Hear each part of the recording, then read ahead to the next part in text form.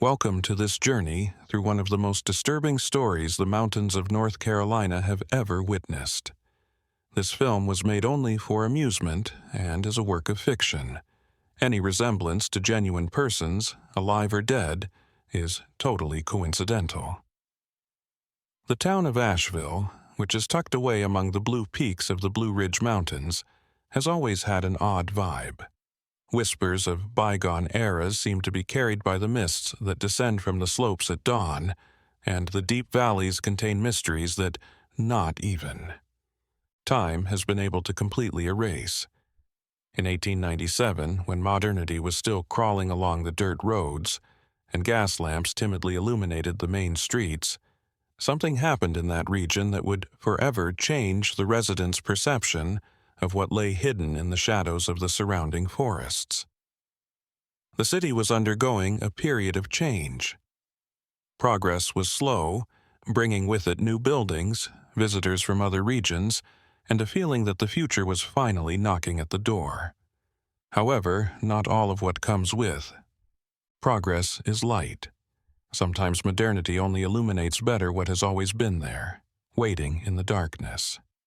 That autumn, when the leaves were beginning to acquire golden and crimson hues, the inhabitants of Asheville began to realize that something was wrong. It wasn't just an abstract feeling, but concrete signs that appeared like scattered pieces of a macabre puzzle. It all began subtly. Isolated accounts from locals claiming to have seen eerie figures close to the historic Thornhill Mansion, a site deserted for decades on the northern edge of the city. The building, once a symbol of wealth and prestige, was now just a rotting wooden shell with broken windows that seemed to watch passers-by with an empty and disturbing gaze. No one approached that place without a good reason, and even then only during the day. For generations, tales of the mansion had been passed down. They said that the family who had lived there had left abruptly, leaving behind not only furniture and belongings, but also an atmosphere of unease that permeated each room. When asked about it, the elderly residents would simply shake their heads and move on. No explanation could match the eloquence of this collective silence. In October of that year, a merchant named Edmund Whitmore decided to investigate the rumors himself. Edmund was known for his skepticism and sharp tongue, dismissing any story that smacked of superstition. To him, Thornhill Manor was just an old building being devoured by time and nature, nothing more. Determined to prove his point, he announced at the Central Market that he would spend an entire night there alone, and return the following morning to laugh at the frightened faces of his fellow countrymen. When Edmund left at dusk, carrying only a lantern and a blanket, several villagers watched him with expressions that mixed admiration and concern. Some attempted to talk Edmund out of it, but he was too obstinate.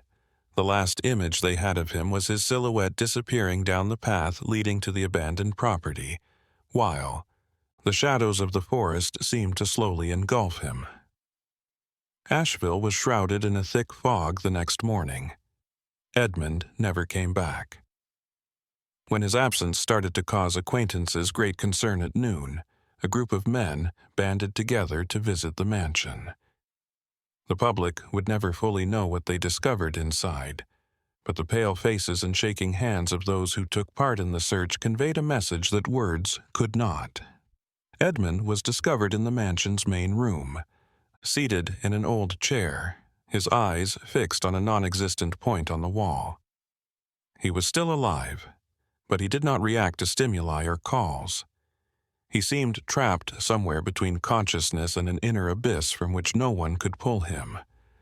In the following days, doctors tried everything to bring him back, but Edmund remained in his catatonic state, occasionally murmuring incoherent words about doors that shouldn't be opened, and voices echoing from impossible places. The incident with Edmund Whitmore should have served as a warning, but human curiosity is a difficult impulse to control. Others tried to unravel the mystery of the mansion, each with their own motivation.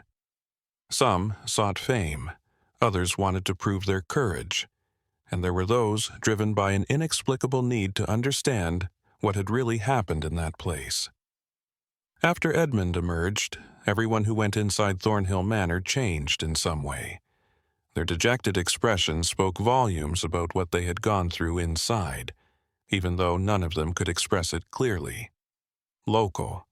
Newspapers started reporting on the events cautiously, avoiding sensationalism while admitting that something strange was taking place. The editor of the Asheville Chronicle, a pragmatic man named Harold Brennan, decided to investigate personally. Harold had covered crimes, tragedies, and scandals throughout his career, always maintaining an objective and rational stance. He believed that every mystery had a logical explanation waiting to be discovered. Thornhill Manor would be just another case for his. He believed it to be a collection of unsolved truths. Harold Brennan prepared for his visit to Thornhill Manor with the meticulousness of someone facing a professional challenge. Unlike Edmund, he wasn't seeking to prove his courage or defy superstitions. His motivation was purely investigative, fueled by the unwavering belief that inexplicable phenomena were merely puzzles awaiting the right mind to decipher them. On the afternoon he set off, the sky over Asheville was heavy with gray clouds, threatening a storm, and the wind descending from the mountains carried a biting cold that seemed to penetrate to the bone. The route to the mansion wound through old trees, the twisted trunks of which produced shapes that the imagination could readily turn into ominous figures. Harold took a steady stride while mentally recording every aspect of the path. The vegetation around the property had grown wildly, invading what had once been a well-kept garden. Vines climbed the walls of the building like black veins, and the roof displayed holes through which rain had certainly seeped for years. As Harold crossed the threshold of the front door, he sensed a subtle change in the atmosphere. The air inside was thicker, heavy with dampness and mold. But there was something more, an indefinable quality that made his skin tingle. The rooms were filled with furniture draped in dusty sheets, pictures slumped on the walls, and personal belongings abandoned as if the former residents had left in a hurry. Harold started looking into the ground floor, closely inspecting every room, looking for hints that could account for Edmund's catatonic condition and the other guests' unsettled reactions. The library caught his attention. The old books on the floor-to-ceiling shelves covered a wide range of topics Harold had never read about. There were treatises on architecture from other eras, personal diaries written in elaborate handwriting, and detailed maps of regions he couldn't identify. Specifically, one book was spread out on a table in the center of the room, its yellowed pages displaying complex diagrams that seemed to represent impossible structures, geometries that defied spatial logic. Harold lost track of time as he studied those documents for hours, the natural light coming in through the filthy windows gradually fading. When he finally looked up, he realized that darkness had engulfed the mansion. The sounds of the old building settling in took on an almost natural quality, and his flashlight created dancing shadows on the walls. Creaks, cracks, even his unwavering rationality was put to the test by the unsettling symphony created by the wind whispering through the cracks. That's when Harold heard it. It wasn't the usual sounds of an abandoned house. It was footsteps, light, deliberate, coming from the upper floor. His initial response was practical, presuming that another inquisitive individual had broken into the mansion. He called out, identifying himself, but received only silence in response. The footsteps stopped, with his flashlight aimed at the staircase that led to the second level. Minutes dragged on like hours. Then the footsteps began again, this time slowly descending the wooden steps. Harold positioned himself to illuminate whoever was coming down, but when the light finally reached the staircase, there was no one there. The footsteps, however, continued getting closer and closer, as if an invisible presence were walking directly towards him. The journalist instinctively flinched, his logical mind finding it difficult to comprehend what his senses were telling him. There was no rational justification. No tricks of light or air currents could create that distinctly human sound of feet touching wood. The room's temperature suddenly dropped. Harold could see his own breath condensing in the frigid air. The flame of his flashlight flickered violently, threatening to go out. He became aware of something that his skepticism had previously kept him from seeing at that precise moment. The room's shadows did not match the objects that were supposed to cast them. They moved independently, gliding along the floor and walls, like independent beings, gradually came together in his direction. Harold Brennan was a man of words, accustomed to accurately describing everything he witnessed. But at that moment, he discovered that there are experiences for which language is insufficient. The fear that gripped him was not merely the natural reaction to a physical threat. It was something more profound, primordial, as though every cell in his body realized it was dealing with something essentially incorrect, something that shouldn't exist on that plane of actuality. He fled. His hurried departure from the mansion, tripping over furniture and knocking things over, was beyond description. Harold ran through the dark rooms, guided only by his survival instinct. His heart pounded so loudly he could hear it in his own ears, and his lungs burned as he eventually stepped over the threshold and into the chilly Asheville night. Behind him, the mansion remained silent, its dark windows watching like empty eyes. Harold didn't publish a single line about his experience. In the subsequent, colleagues observed a shift in his conduct over the next few days. The once eloquent journalist became taciturn, avoided conversations about Thornhill Manor, and developed a nervous habit of looking over his shoulder as if expecting to see something there. When questioned, he merely said that some mysteries were better left unsolved, and never wrote about the case again. The news that even Harold Brennan had been affected by the mansion spread quickly through the city. The fear that had previously been veiled became clear. Parents forbade any mention of the place. Merchants avoided doing business with anyone who showed interest in the subject, and the trail leading to the property was gradually swallowed by vegetation, as if nature itself conspired to hide that place from human eyes.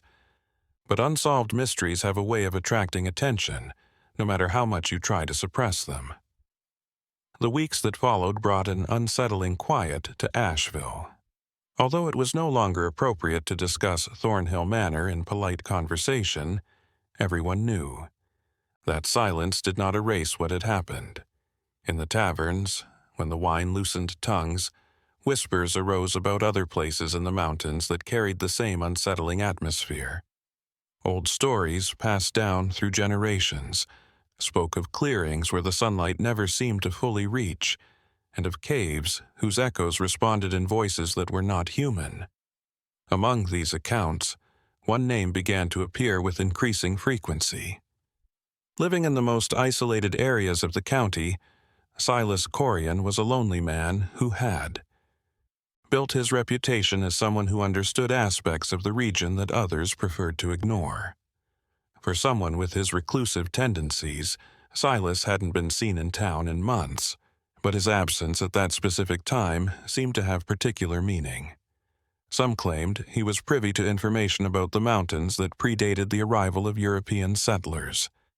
Knowledge passed down by peoples who had inhabited those lands long before.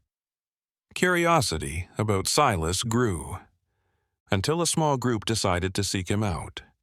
They were regular people motivated by a desire to comprehend what was going on in their native country, not thrill-seeking explorers. Among them was Margaret Ashford, a respected teacher known for her analytical mind and quiet courage. Margaret had lost sleep since the events at the mansion, not out of fear, but from an intellectual restlessness that wouldn't leave her alone. She needed answers, or at least a direction that made sense. The journey to Silas's property took 2 days. It felt like you were traveling through layers of reality that were getting farther and farther away from normalcy as the road wound through deep valleys where the fog lingered even at noon. Because of the constant winds coming from the highest peaks, the trees at that altitude grew twisted. In addition to the landscape's melancholic beauty, there was an indescribable quality that caused the travelers to keep their conversations quiet, as though they were afraid of waking something that slept deep within the nearby forests. Silas's cabin emerged from the mist-like. An apparition built of logs darkened by time and weather. It appeared to be a component of the mountain. Smoke rose lazily from a stone chimney, the only sign of life in that absolute solitude. As Margaret and her companions approached, the door swung open before they could knock, revealing a man whose age was impossible to determine. With long, gray hair and eyes that appeared to have seen events that had significantly influenced his worldview, Silas might have been between 50 and 70 years old. He greeted them without surprise, as if he had been expecting their visit. His voice was rough from disuse, but his words were carefully chosen. The interior of the cabin turned out to be surprisingly well organized when Silas invited the group inside. Shelves lined the walls displayed strange objects, artifacts that seemed both decorative and functional, though their exact purpose was indiscernible. There were also affixed drawings, maps that didn't correspond to any known geography, showing the region with additional layers of information that didn't make sense at initial look. Margaret asked directly about Thornhill Manor and the unsettling incidents that had impacted so many people. Silas remained silent for a long moment, his eyes fixed on the crackling fire in the fireplace. When he did speak, there were more questions than answers. He clarified that some locations had memories of events that occurred in the distant past, and that the mountains themselves were much older than the human constructions erected upon them. The manor, according to him, had been built upon one of these places without the builders knowing what lay buried beneath its foundations. Silas's words painted a disconcerting picture. He spoke of layers of history that preceded any written record, of peoples who understood the earth in ways that modern civilization had forgotten. The line separating what is and what could be became dangerously thin in some places, he claimed. Thornhill Manor was one of those places, and the experiences he described were neither hallucinations nor tricks of the mind, but glimpses of something that existed parallel to everyday reality. Margaret listened carefully, her mind attempting to make sense of information that contradicted everything she had been taught in school. She inquired as to whether there was a means of resolving the issue and neutralizing the impact on the populace. Silas shook his head slowly. Some things, he explained, couldn't be resolved in the conventional sense. They could only be understood and respected. It is best to leave the mansion alone. Its gates ought to not be crossed, and in order to prevent future generations from making the same mistakes, knowledge of its nature had to be preserved.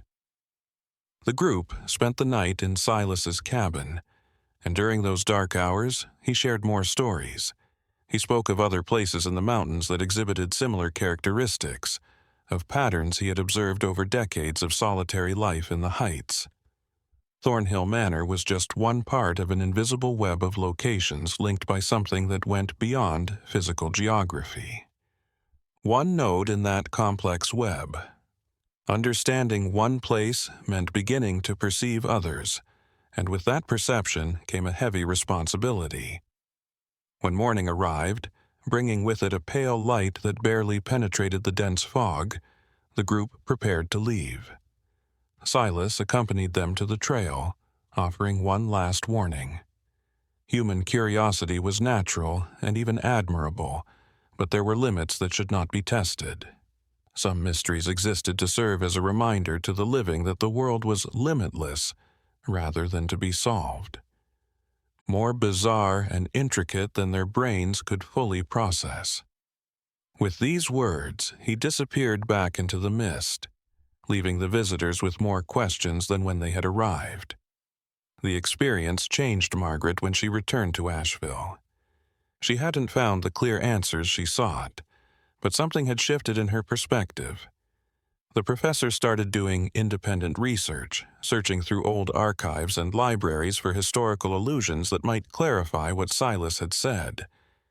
In the months that followed, she uncovered layers of forgotten history that suggested Asheville and its mountains had been the scene of mysterious events long before the recent events at Thornhill Manor. This further deepened the mystery. The files Margaret discovered were stored in a dusty basement of the municipal library, forgotten for decades in boxes that no one had opened in generations. They were personal documents, letters, and diaries of settlers who had arrived in the region long before Asheville, developed into a legitimate town. Margaret persisted, meticulously transcribing every page she could save from deterioration despite the handwriting being difficult to read due to time and humidity. What emerged from those ancient texts was a disturbing pattern. Accounts of inexplicable phenomena appeared with disconcerting regularity. A diary entry from 1784 mentioned strange lights dancing among the trees on moonless nights moving with an intelligence that suggested purpose. Another document, a letter written in 1802, described sounds. Melodies that reverberated from deep valleys and had no discernible musical structure but somehow spoke to the listener's innermost feelings. Margaret realized that Thornhill Manor had been built in 1843 precisely on a site repeatedly mentioned in old documents. Early settlers had avoided that area, leaving it untouched even as adjacent lands were rapidly occupied. Warnings from indigenous peoples who were still living in the mountains at the time were mentioned in passing. Alerts regarding certain places that should remain sacred and inaccessible. But as the years passed and new inhabitants arrived without knowledge of these traditions, those warnings were forgotten or ignored. The family that built the mansion had come from another region, bringing with them ambitions to establish a legacy in the mountains of North Carolina. They were educated and sophisticated people, not inclined to give credence to local superstitions. The construction of the mansion was a grand undertaking for the time, employing artisans brought from afar and using imported materials. During the construction, according to fragments of correspondence that Margaret found, there were strange incidents. Tools disappeared and reappeared in impossible places. Workers reported feeling watched when they knew they were alone, and some simply abandoned the work without explanation. The family spent less than 3 years residing in the mansion. Records of their departure were scarce and contradictory. One letter spoke of health problems requiring a change of climate. Opportunities for business in another area were mentioned by another. But Margaret noticed something others had missed: the speed at which they left, the manner in which they abandoned priceless possessions, and the total lack of attempts to sell the property. All this suggested escape rather than a planned move. The mansion was abandoned after that, enduring the decades without anyone showing any real interest in occupying it again. As Margaret deepened her investigation, she began to notice something even more unsettling. The mansion wasn't unique.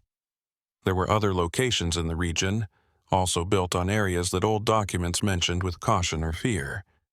There was a dilapidated barn in the highlands to the west, an abandoned church in the valley to the south, and a bridge over a stream that was the most direct path between two towns, but was never used. All these places shared similar characteristics. They were instinctively avoided by people, carried stories of disturbing experiences, and when Margaret located them on old maps, she discovered that they had been built ignoring the traditional settlement patterns of the time. The teacher began tracing connections between these locations, marking them on a detailed map she kept at home. A geometric pattern appeared once all of the markings were finished. It wasn't perfect, but there was an undeniable organization, as if the locations formed points of a larger structure that stretched across the mountains. Margaret felt a chill as she contemplated that map. What did she see? Was it coincidence, or was something more profound, something that went beyond the conventional wisdom about how the world functioned? She made the decision to go to each of these places and meticulously record her findings. The abandoned church was her first stop. The wooden structure still held its walls standing, although the roof had partially collapsed. Upon entering, Margaret immediately felt the same dense air quality that Harold Brennan had described in Thornhill Manor. There was also a strange acoustic. Her footsteps echoed strangely, as though the interior area were significantly bigger than the outside measurements indicated. She remained only a few minutes before feeling an inexplicable urge to leave, a growing pressure that seemed to push her toward the door. Something different was revealed in the barn in the highlands. The feeling was one of constant observation, as if invisible eyes were following every movement. Margaret found strange marks carved into the wooden beams, symbols she didn't recognize, and that seemed to have been made long after the original construction. They were repetitive, obsessive, covering meters of surface as if someone had spent hours, perhaps days, engraving those inexplicable shapes. The teacher copied some of the symbols into her notebook, planning to research their possible origins. The bridge over the stream was perhaps the most disconcerting spot. Structurally sound, there was no apparent reason for its neglect, but as she crossed it, Margaret experienced profound disorientation. For a moment, she couldn't remember which direction she had come from or where she was going. The surrounding mountains seemed to be in different positions than they should be, and the sound of the water rushing under the bridge carried a quality that subtly hurt her ears. She hurried across, and only when she set foot on solid ground on the other side did mental clarity fully return. Margaret's conviction that Silas was correct grew with each visit. There was something in the mountains, a presence or force that didn't fall into traditional understanding categories.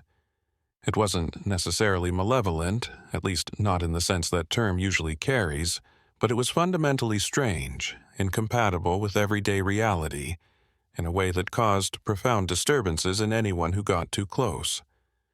And Thornhill Manor, being the most prominent and accessible of these locations, naturally attracted more attention, and consequently more incidents. Margaret decided she needed to record everything she had discovered, to create a document that could serve as a warning and guide for future generations. But as she began to write, she realized the difficulty of the task. How to describe experiences that defied language, how to convince others of the seriousness of the situation without sounding like someone who had lost touch with reality. She needed more evidence, more testimonies, more pieces of the puzzle that still remained frustratingly and dangerously incomplete. Margaret's will to comprehend the mysteries of the mountains led her to seek out others who might have similar experiences to share. She discovered that many longtime residents of Asheville carried memories they had never publicly spoken, keeping them as secrets too heavy to be shared. By being patient and sensitive, the professor was able to win some people over and reveal stories that had been kept secret for decades. One of these people was Eliza Peaton, an elderly lady who lived alone in a stone house on the outskirts of town. Eliza rarely received visitors, preferring the company of her books and a meticulously tended garden that seemed to defy the harshness of the mountain climate. When Margaret sought her out, Eliza initially showed reluctance, but something in the teacher's sincerity convinced her to talk about things she had promised herself never to mention again. Eliza recounted that many years before, when she was still young, she had briefly worked as a governess at Thornhill Manor. This was in the final months before the family abandoned the property. The memories of that period remained vivid in her mind, like scars that never completely faded. The atmosphere in the manor had been oppressive from day one. The family members rarely spoke to each other. moving through the corridors like silent shadows, each trapped in their own troubled thoughts. The nights were particularly difficult. Eliza described how inexplicable sounds filled the mansion after darkness fell. They weren't the normal creaks of a wooden house settling in, but rhythmic, sequences that suggested footsteps, doors opening and closing, voices murmuring in rooms she knew to be empty. She had gone downstairs several times in the middle of the night to investigate, only to discover that every room was quiet and appeared to be unaltered, though there was a lingering sense that something had happened there. One night, Eliza woke up feeling like she was being watched, which ultimately led her to quit her job. When she opened her eyes, she saw a figure that shouldn't be there, silhouetted against her bedroom window. Be there. It wasn't solid in the conventional sense, but it wasn't transparent either. It was as if the light behaved strangely around it, creating a visible presence, but impossible to focus on completely. The silhouette remained motionless for what seemed like an eternity, and then simply disappeared, not moving out of sight, but ceasing to exist between the blink of an eye. The next morning, Eliza left the mansion without providing the family with a thorough explanation.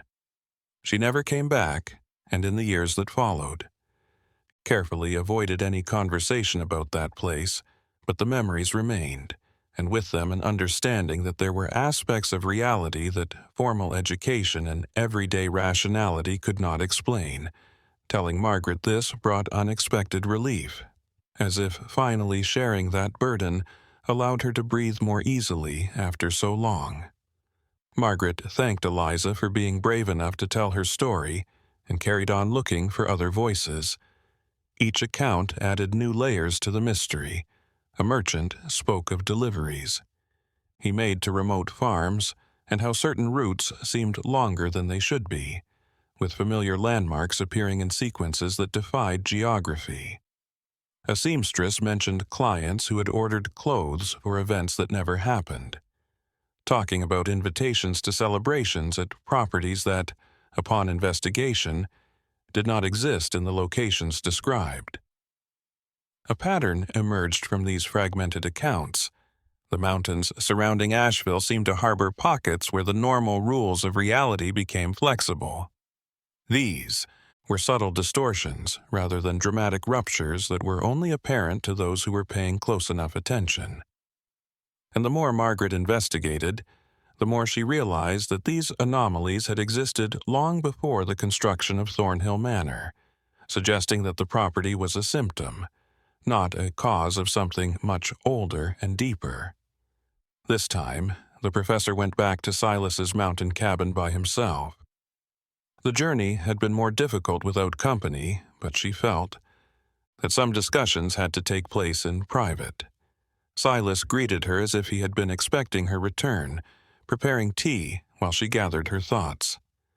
Margaret shared everything she had discovered, the old documents, the eyewitness accounts, the geographical patterns she had mapped.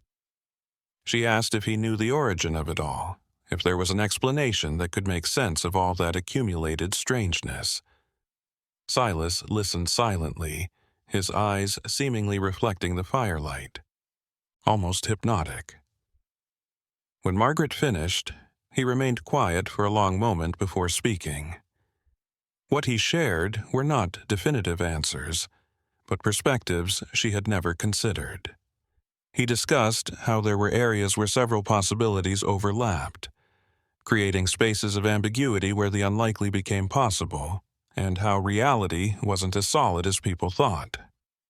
Silas clarified that these anomalies were particularly common in the mountains for reasons rooted in the area's own geological formation. Unique conditions were created by something in the natural magnetic fields, the patterns of underground water currents, and the composition of the rocks, and over millennia, these conditions had attracted attention. First, from ancient peoples who intuitively understood these forces, then from others who sought to explore or simply understand what made those places so different. Margaret questioned whether there was actual risk in those locations, and whether the individuals who had been affected were in permanent danger. Silas considered carefully before answering. The danger, he said, came mainly from incomprehension and resistance, those who tried to rationalize what they experienced.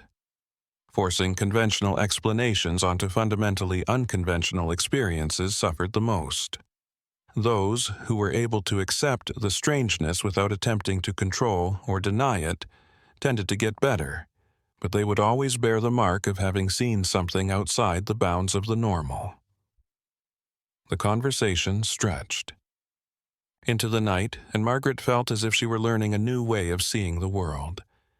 It wasn't comforting, and it certainly didn't offer the clarity she initially sought, but there was an honesty in that perspective that resonated deeply. Silas offered her one last piece of advice as she got ready to go. There was a responsibility associated with the knowledge she was gaining. It should be preserved, but also protected, shared only with those ready to receive it, without seeking sensationalism or exploitation. Margaret returned to Asheville with a new, albeit unsettling clarity. She would continue documenting, continue seeking to understand, but now with the awareness that some questions had no complete answers, only approximations that changed with perspective. Thornhill Manor and the other locations would remain as they were, silent witnesses to mysteries that transcended generations.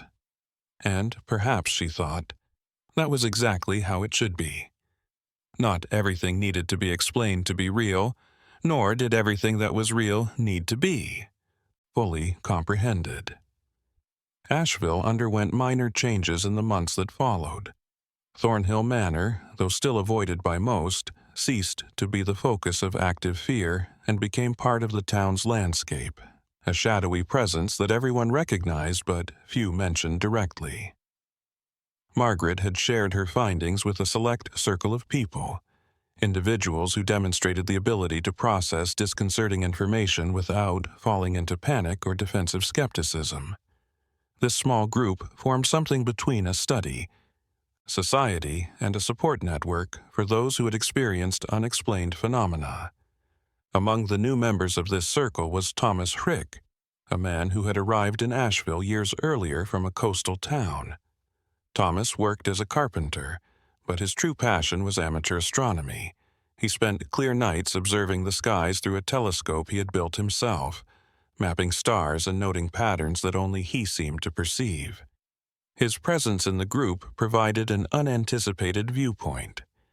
Thomas had observed an oddity in his nightly observations. On certain nights, especially those near the equinoxes, the stars over the mountains around Asheville seemed to behave anomalously. These weren't dramatic changes, but subtle distortions in the light, as if it were passing through a medium slightly different from normal air. Thomas initially attributed this to unusual atmospheric conditions, but the more he observed, the more convinced he became that there was a pattern, and this pattern coincided geographically with the locations Margaret had mapped. As points of anomaly, the mystery took on a whole new dimension with Thomas's discovery. If the anomalies extended vertically through the atmosphere rather than just at ground level, it suggested a much larger scale than anyone had anticipated. Margaret and Thomas began working together, correlating their observations and searching for connections that could illuminate the fundamental nature of what they were dealing with. What emerged was both fascinating and perplexing. The anomalous locations seemed to form not only a horizontal pattern throughout the terrain, but there were vertical pillars that reached the sky. Thomas described them as invisible columns of distortion, detectable only through their subtle effects on starlight. They both agreed that it was not only possible but likely that they might also reach downward and penetrate deep into the earth. In response to Margaret's question, the implication was unsettling. They were not dealing with surface phenomena, but with structures traversing reality in multiple dimensions. This understanding led the group to consider new questions. If these structures had existed for as long as the mountains, perhaps even preceding them, What was their purpose?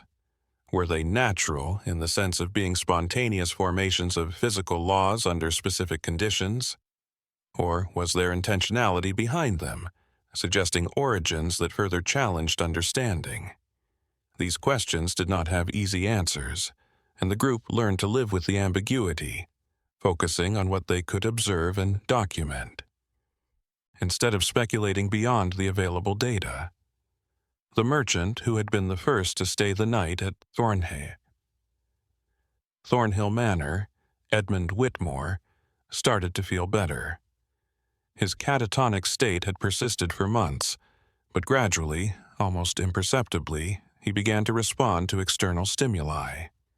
First, there were only eye movements, then slight muscle contractions, until finally, on a misty spring morning, he uttered his first words since that fateful night. What he said made no immediate sense, disjointed, fragments about doors within doors, and paths that folded back on themselves. Margaret visited Edmund as soon as she learned of his partial recovery. She found a transformed man, not only physically more frail, but with a quality in his eyes that suggested he had seen things that fundamentally changed his perception of reality. Margaret patiently urged him to tell her what he recalled from that evening at the mansion. Edmund had trouble finding words, frequently pausing in the middle of sentences as if language were inadequate for what he was trying to express. He talked about experiencing a non-Euclidean space inside the mansion, rooms that, although appearing normal from the outside, seemed to go on forever once you were inside. Corridors that curved in ways that shouldn't be possible, leading to places that couldn't exist within the physical structure of the building. Additionally, there is a sense of presence in all these unattainable places that is so fundamentally foreign that the human mind struggled to process it without fragmenting.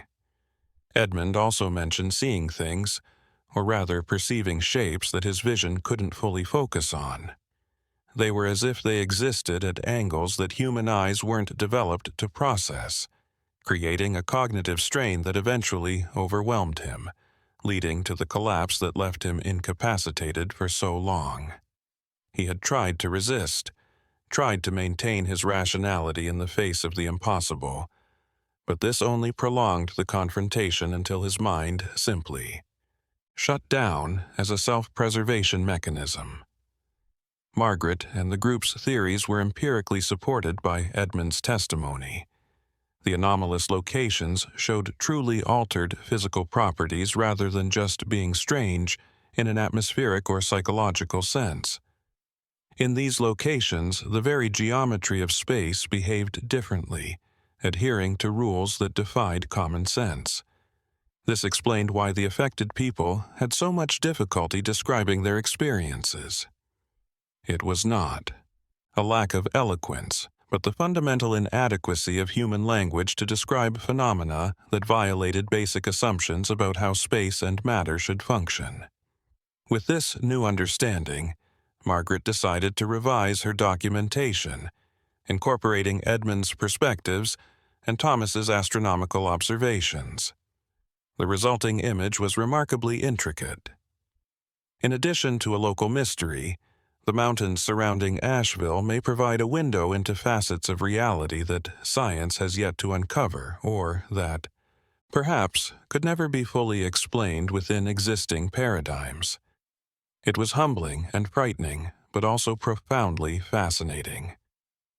The group began to consider that their responsibility went beyond simply documenting and understanding. They needed to ensure that the knowledge was preserved in a way that could benefit future generations without causing panic or attracting the wrong kind of attention. Thornhill Manor and the other locations needed to be respected, kept isolated enough to protect the unwary curious, but not so obscure that they would eventually lose all of their significance. The balance was delicate, requiring wisdom and caution in equal measure. Margaret wrote through nights on end, creating detailed manuscripts that she hoped would serve as a guide for those who would come after her. She included clear warnings, but also encouraged an approach of respectful curiosity. The world was stranger than most people imagined, she wrote, and recognizing this was not weakness, but the first step toward a deeper and more honest understanding of the nature of existence. With these words, she hoped to have planted seeds that would flourish in future minds, preparing them to confront the inexplicable with courage and humility. The icy, merciless beauty of winter arrived in the mountains. The city's common noises were muffled by the white mantle of snow that covered Asheville, creating a sense of seclusion that seemed appropriate for the mysteries that still lingered in Margaret's group's hushed discussions. With roads becoming impassable and outdoor activities limited, people turned inward both physically and spiritually. Thinking back on the experiences that have been gathered over the past few months, during this period of forced seclusion, Margaret received an unexpected visit. It was a woman she didn't know, someone who had traveled a long way specifically to meet her. The visitor introduced herself as Catherine Blackwood, a scholar of unexplained phenomena who had dedicated years to cataloging reports of similar anomalies.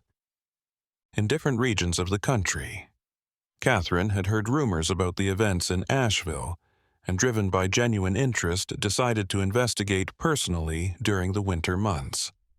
When Catherine arrived, the group saw things from an entirely different angle. She related stories of other locations where comparable trends had been noted, far-off areas that seemed to have nothing to do with Asheville aside from these similarities. There was an area in the plains where travelers reported losing hours without explanation.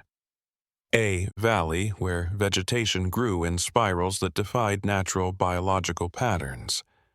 A coastal peninsula where the sound of the waves occasionally echoed in impossible harmonies that made listeners weep for no conscious reason.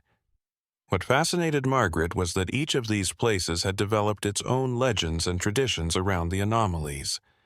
Some were treated as sacred places, others as cursed areas, but all shared this recognition that something fundamental was different there. Catherine had hypothesized that these regions formed a network across the continent, points where reality seemed more permeable, more flexible, although she admitted she had no concrete evidence to fully support this hypothesis. The group compared notes and looked for bigger patterns during weeks of intense discussions.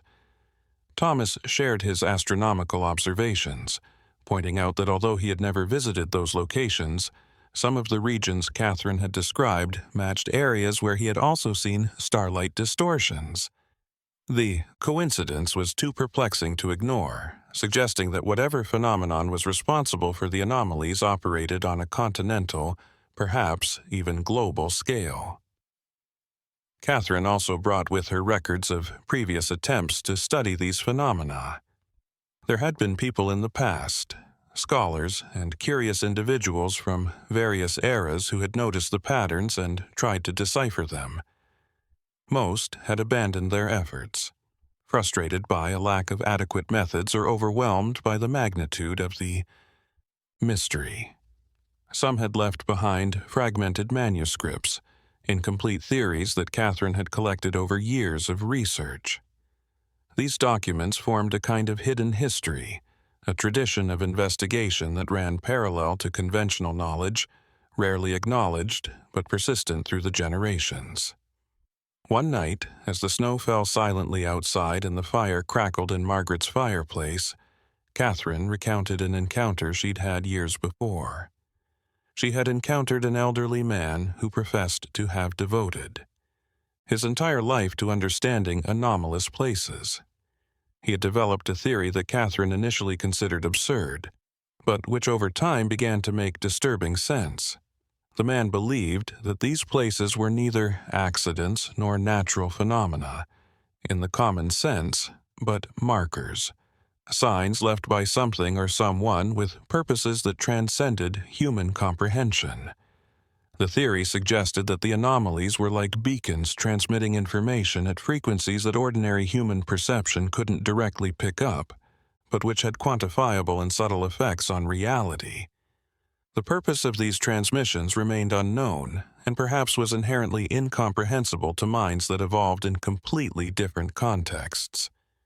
Catherine didn't know if she fully believed this explanation, but it offered a framework that at least attempted to accommodate the sheer strangeness of what was being observed. Margaret listened with growing attention. This viewpoint struck a chord with her own. Intuitions. The anomalous places didn't seem random, but neither did they seem to have been created with malicious intent. They were simply strange, operating according to principles that didn't align with everyday reality. Recognizing that not everything in the universe existed in relation to humans, and that some phenomena just were, regardless of whether they had meaning or purpose from a human perspective, may have been the most sincere response. Margaret experienced an odd calm after coming to this realization.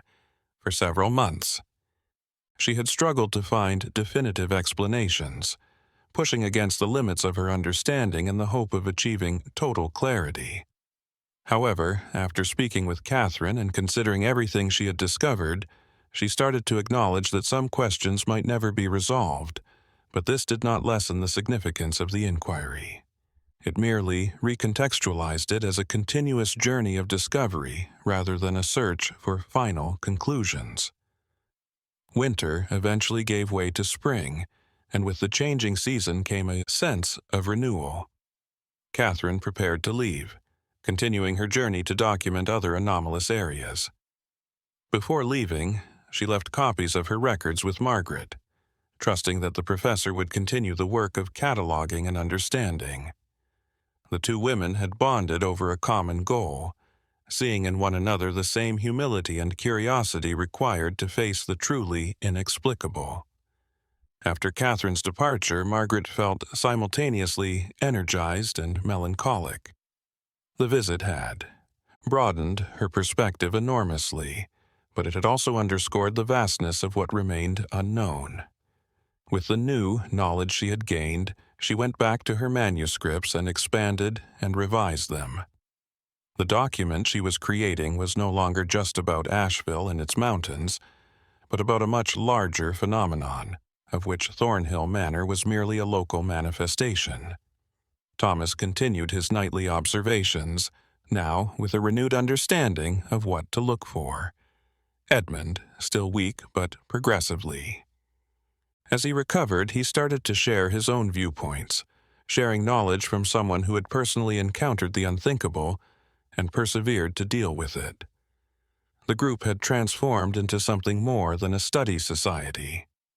It was now a community of witnesses, people united by the recognition that they had glimpsed something beyond the conventional limits of reality, and who bore the responsibility of preserving that knowledge with integrity and care. Thornhill Manor still stood there, silent and somber in the hills, a perpetual reminder of the mysteries found in the mountains. But now, for those who knew, it was no longer just a place of fear.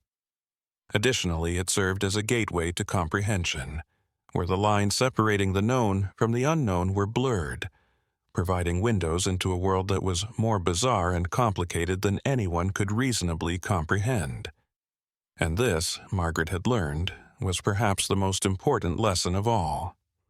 Spring brought renewal to the mountains, but it also awakened something deep within the forest. All around Asheville, residents began to notice subtle changes in how light filtered through the trees at certain times of day, creating shadow patterns that seemed to move against the wind. Birds changed their migratory origins, staying away from places that had always been on their customary routes.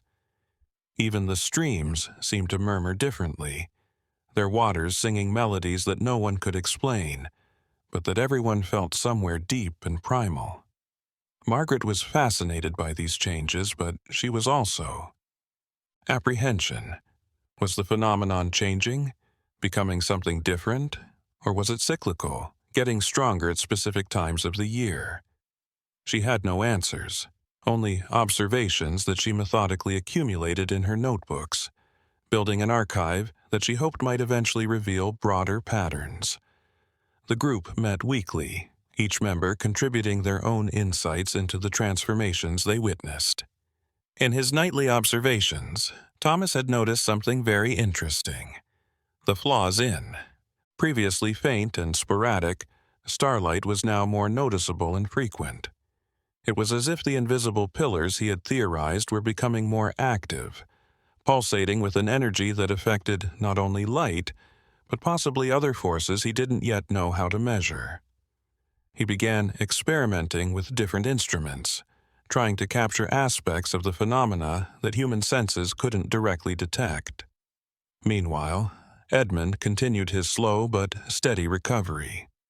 As the weeks passed, he regained not only the ability to speak coherently, but also began to process his experiences at Thornhill Manor in a more organized way.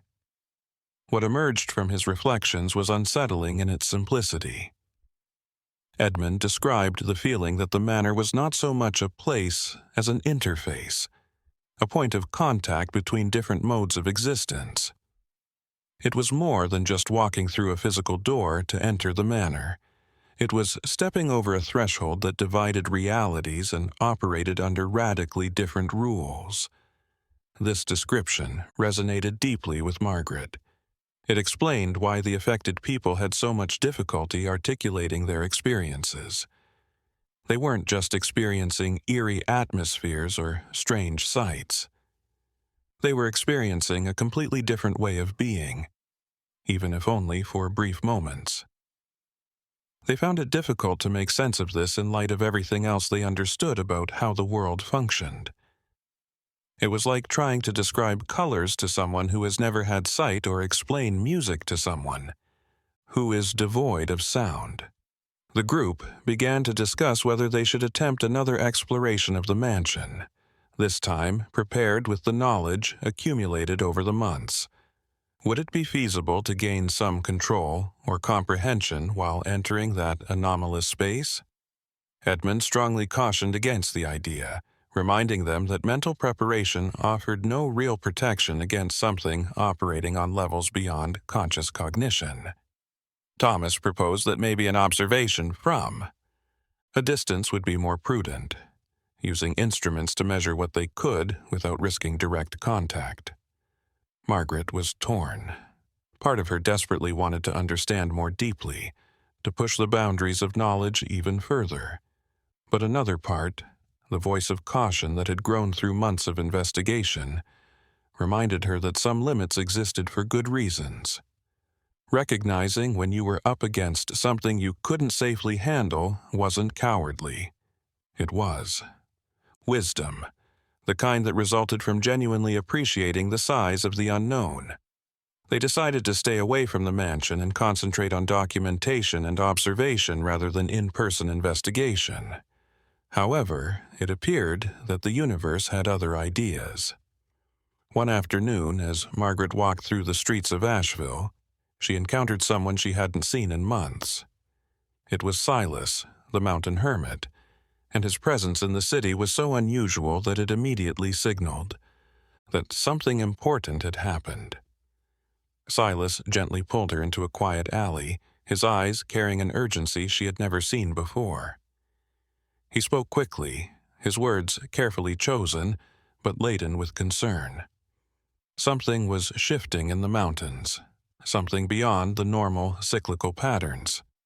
The influence of the anomalous sites was growing beyond their conventional boundaries, and they were becoming more active. Silas had observed animals behaving in ways that suggested profound disorientation, entering areas they should instinctively steer clear. Even more troubling, he had found evidence that people were being drawn to the anomalous sites not out of conscious curiosity, but by something more subtle and insidious, as if the sites themselves were exerting a form of attraction operating below the level of consciousness. A shiver went down Margaret's back. This changed everything. If the phenomena were becoming more active, possibly even predatory in some sense, then the danger was no longer limited to reckless onlookers. Innocent. People could be affected simply by being in the wrong area at the wrong time. In addition to documentation, the group had to think about possible interventions, or, at the very least, a more general warning to the community. Silas had more to share. He had consulted old records he kept in his cabin, documents passed down through generations that he rarely showed to anyone. These records suggested that the changes they were observing were not unprecedented. Cycles of intensification and dormancy were recorded. That stretched across decades or even centuries. The pattern suggested they were entering an active phase that could last for years, perhaps an entire generation before eventually slowing down again. The news was both relieving and terrifying. It was reassuring because it implied that the phenomenon wasn't expanding endlessly toward a cataclysmic conclusion. Terrifying because it meant that Asheville and its population would have to live with elevated levels of anomalous activity for an extended period. Margaret inquired. Silas, what previous generations had done during similar active phases. In response, he said that they had mostly learned to cope with the inexplicable by creating customs and procedures that reduced danger while honoring the essential characteristics of the phenomenon. Margaret thanked Silas for coming to town to warn her, acknowledging that it represented a significant sacrifice of her prized privacy. With a slight nod, he vanished back into the street's shadows, leaving her feeling even more accountable than before. She had to get everyone together right away, explain what she had discovered, and make a decision. The journey of understanding had transformed into something more urgent, a need to protect, while continuing to seek knowledge. That night, as the crescent moon cast its silvery light over Asheville, Margaret gazed toward the dark mountains that surrounded the city. Out there in the deep valleys and wooded slopes, anomalous places pulsed with their incomprehensible energies, interfaces between realities that the human mind was barely beginning to perceive. And Thornhill Manor, silent and somber, awaited, as it always had, an open portal to mysteries that challenged centuries of human certainties about the nature of existence.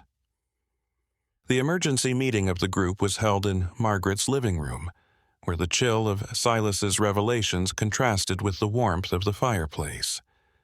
Thomas arrived with his notebooks filled with recent astronomical observations. Edmund's expression was a mix of concern and determination, and Eliza Peaton, who had joined the group after sharing her memories of Thornhill Manor, sat in silence, absorbing every word as Margaret recounted her conversation with the mountain hermit. The atmosphere was heavy with the gravity of what they were facing. It was no longer an academic mystery they could explore from the safe distance of their intellectual curiosities. The phenomenon was becoming more intense and widespread, potentially affecting innocent people who were unaware of these. There were anomalies. The group's burden had shifted from knowledge preservation to something much more pressing and urgent, a need to protect while continuing to learn. Margaret concluded her story, and Thomas was the first to speak. He had noticed something in the last few weeks that now took on a completely new meaning in light of Silas's warnings. The distortions in the starlight had not only intensified, but had begun to occur at unpredictable times, no longer following the subtle patterns he had seen before. It was as if something was awakening from a long sleep, its movements not yet fully coordinated, but gaining strength and presence with each passing night. Edmund contributed his own observations. Since his recovery, he had developed a peculiar sensitivity to anomalies, as if his experience in the mansion had left a mark that now functioned as a kind of internal sensor. He described feeling waves of strangeness sweeping through Asheville at irregular intervals, brief, moments where reality seemed to waver like a flame in a strong breeze. Although most people were unaware of these changes, Edmund thought they were having an impact on the town's general atmosphere, causing a pervasive anxiety that people couldn't quite put their finger on. Eliza, in her soft yet firm voice, reminded the group that they had spent months gathering knowledge, but had not yet developed any practical way to deal with the phenomena. Documentation was important. Theoretical understanding had. its value. But what would they do if someone inadvertently entered a zone of heightened influence? How could they help those affected without exposing more people to the risks that Edmund had experienced so devastatingly? The room fell silent in contemplation at Eliza's question. Margaret stared at the fireplace's dancing flames, looking to their mesmerizing motions for inspiration. After weeks, she started to express ideas that had been developing in her head. They needed to develop a multi-layered approach. First, careful education of the community, not through alarmist proclamations that would cause panic, but through discreet conversations, subtle warnings embedded in everyday interactions. Second, creating a network of observers people in key locations who could spot when someone was being influenced and take action before things got out of hand. Thomas suggested adding a more systematic monitoring component. He suggested setting up observation spots around known anomalous locations, places from which they could measure and record fluctuations without risking direct exposure. If they have enough information, they may be able to spot trends that would enable them to forecast times when risks would be at their highest, and extra safety measures could be implemented. Although it wouldn't be ideal, it would be preferable to the current state of affairs, in which they were essentially acting without thinking. Edmund proposed something more controversial. He believed that his own sensitivity to anomalies, though born of trauma, could be useful. If he could learn to interpret and control these sensations, he could serve as an early warning system for the group. It was risky, certainly, and Margaret initially hesitated to put Edmund in a position to re-experience even echoes of what he had suffered. But Edmund insisted that he needed to find meaning in his suffering, to transform it into something that could help others avoid similar fates. The discussion stretched for hours, with the group refining their ideas and taking into account each proposal's practical ramifications. They decided to start discreetly, approaching trusted people in the community and sharing enough information to raise awareness without causing widespread alarm. Margaret would take responsibility for coordinating educational efforts, using her position as a respected teacher to reach credible families and individuals. Thomas would establish his astronomical observation network, recruiting other enthusiasts who could contribute observations from various places throughout the area. Eliza offered her home as a safe and discreet meeting point, a place where people affected by the phenomena could come seeking comfort and guidance without the social stigma that still surrounded the subject. Her personal experience had taught her that sometimes people just needed confirmation that what they were going through was real, and that they weren't going insane rather than explanations. This kind of emotional support was as important as any intellectual comprehension of the phenomenon. The plan started to take shape in the weeks that followed. Margaret started thoughtful discussions with educators and parents, sowing the seeds of caution about some parts of the mountains without giving a clear explanation. She spoke of ancient traditions of respect for the land, of the wisdom of avoiding places that made one's instincts bristle, framing everything in terms of practical common sense rather than extraordinary claims about dimensional anomalies. The approach worked surprisingly well, with people accepting the advice without asking questions that would have been difficult to answer. Thomas established a small network of observers, people who shared his interest in astronomy and who were willing to keep nightly records from their own backyards and porches. He created a simple notation system that allowed for comparison of observations without requiring specialized equipment. The data that began to flow in revealed fascinating patterns. The distortions in starlight were not uniform across the region, but concentrated in specific directions that remarkably matched Margaret's mapped anomalous locations.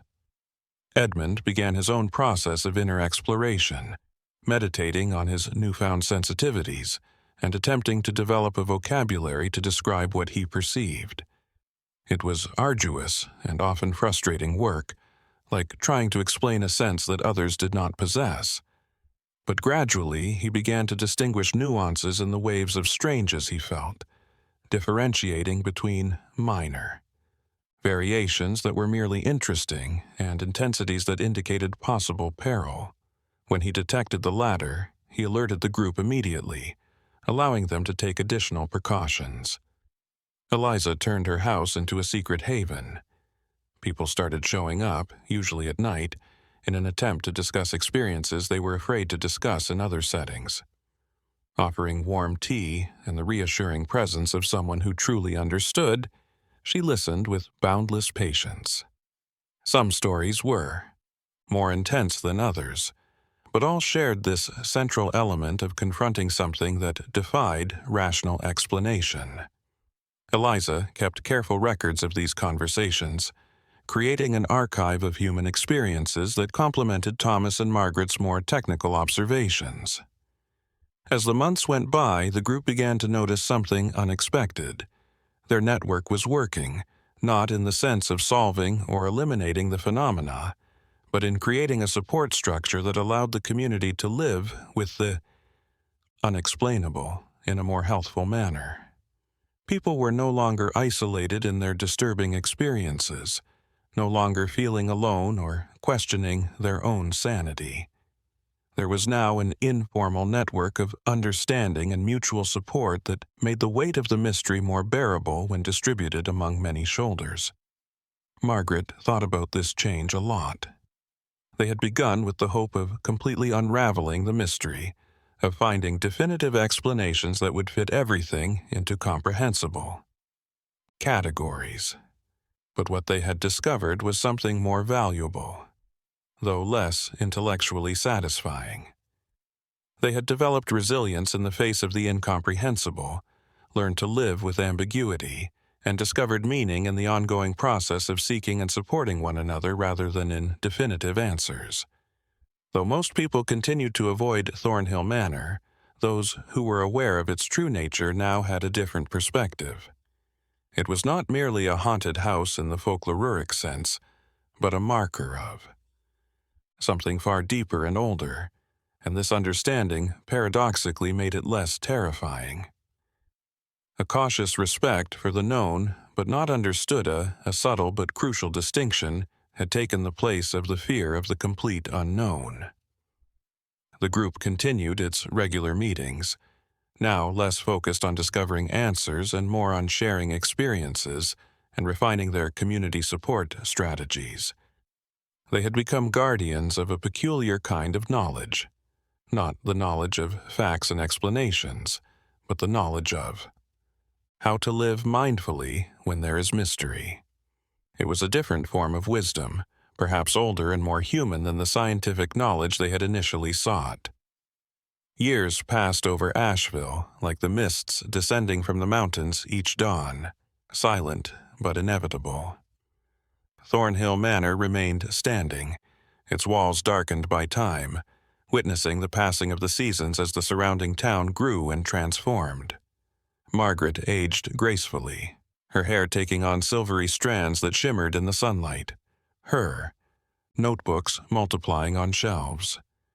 She had to expand several times to accommodate decades of observations and reflections. The group that had formed during those intense months of discovery remained united through the years, though its nature had evolved. They were no longer feverish investigators seeking definitive answers, but silent guardians of an understanding that transcended words. Thomas continued his observations of the stars, his instruments becoming more sophisticated over time, though his conclusions remained essentially the same. There were mysteries in the mountains that would likely remain mysteries, and he had found peace in that acceptance. Edmund never fully recovered the man he was before that fateful night in the mansion, but he had built a new identity around his experiences. His sensitivity to anomalous phenomena became part of who he was, not a curse, but simply a characteristic that set him apart. He learned to live with the waves of strangeness that still occasionally crossed his awareness, moving across the sky like clouds, momentous but fleeting. Eliza kept her home open through the years, a discreet beacon for those who needed a place where they could talk about experiences the outside world wasn't prepared to hear. How many people passed through her door over the decades? She lost count, but each one left a mark on her heart, a reminder of human fragility in the face of the incomprehensible and the resilience that emerged when people found community and understanding. The network they had established grew organically, passing from generation to generation through whispered conversations and subtle traditions. When they were ready, when their personal experiences naturally prompted them to look for others who could relate, new members joined. There were no rigid structures or formal ceremonies, just a common understanding that they had seen something beyond the ordinary, and that this glimpse was as significant as the gift. Margaret often walked the streets of Asheville at dusk, observing how the surrounding mountains were painted amber and purple by the golden light of the setting sun. She reflected on all she had discovered and the intellectual and physical journey she had taken. She had begun by seeking concrete explanations, solid facts that she could organize into comprehensible categories. What she found was something very different, an understanding that transcended facts and embraced ambiguity as a virtue rather than a deficiency. The mountains contained their secrets, and perhaps that was exactly how it should be. Not everything in the universe existed to be fully unraveled by the human mind. There was beauty in incompleteness, dignity in acknowledging the limits of knowledge while continuing to seek to expand those limits with humility and respect. Thornhill Manor and the other anomalous locations would remain as reminders of this fundamental truth, monuments to the essential strangeness of existence. During one of her afternoon walks, Margaret found herself on the path leading to the mansion. She hadn't returned there since those early days of investigation, maintaining a respectful distance from the place that had catalyzed so much transformation.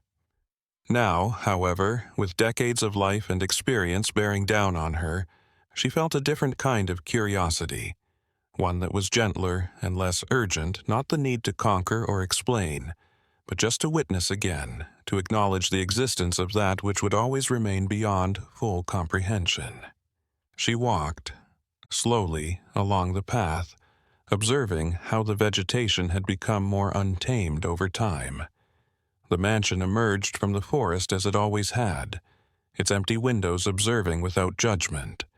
Margaret remained at the edge of the clearing, not approaching any further, simply being present in that space laden with history and mystery. That was a contemplative moment, a silent communion with something beyond words and reason. Long shadows were cast across the landscape as the sun vanished behind the far-off peaks. Clearing, Margaret felt a profound gratitude. Gratitude for the journeys she had undertaken, for the people she had met, for the lessons she had learned about courage, humility, and the infinitely complex nature of reality. She had begun by seeking answers and found something far more valuable, a way of being in the world that embraced mystery as an essential part of the human experience. The professor finally turned and began her walk back to town, leaving Thornhill Manor for its silent vigils. The stars were beginning to emerge in the fading sky, and she was certain that Thomas would be observing them from somewhere, taking note of their movements across the heavens. Edmund would be at home, possibly experiencing one of the strange waves that continued to sweep the area. Eliza would be making tea for a guest who needed a sympathetic ear. Life went on, intertwined with the inexplicable in ways that had become natural through familiarity. Asheville slept beneath its blanket of stars, the surrounding mountains remaining as eternal guardians of secrets that might never be fully revealed. The realization that the universe was too big, too complicated, and too amazing to fully fit within the bounds of any human comprehension was found in that strange beauty. Mystery was not an enemy, but a constant companion on the journey of existence, a reminder that there was always more to discover, more to question, more to admire on the great tapestry of reality that stretched infinitely in every direction. And so ended a story, but not the mystery itself. It would go on, as it always had, waiting patiently in the shadows of the mountains, in the distortions of starlight, in the spaces between the known and the unknown. The mountains would always have something to teach those who had the guts to search, the humility to acknowledge their ignorance, and the discernment to value what they discovered.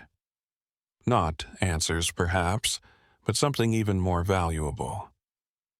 The ability to live consciously in the presence of mystery, finding meaning, not in definitive conclusions, but in the eternal journey of searching and learning.